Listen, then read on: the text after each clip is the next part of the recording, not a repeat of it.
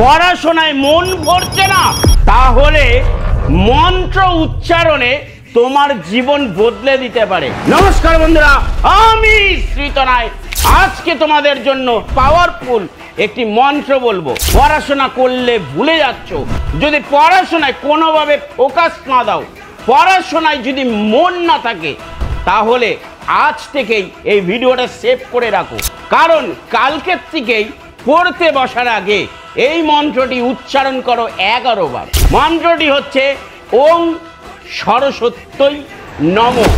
এই মন্ত্র 11 বার জপ করো। এর অর্থ হলো, হে মা সরস্বতী, আমাকে বুদ্ধি ও জ্ঞানের আশীর্বাদ করো। দেখবে মা সরস্বতী তোমাকে জ্ঞান বুদ্ধি দেবে এবং পড়াশোনা মনে রাখার মতন সাহস তোমাকে দেবে। তাহলে বন্ধু বান্ধবের সাথে অবশ্যই ভিডিওটি শেয়ার করো। ভালো থাকো, সুস্থ থাকো, জয় মাতা।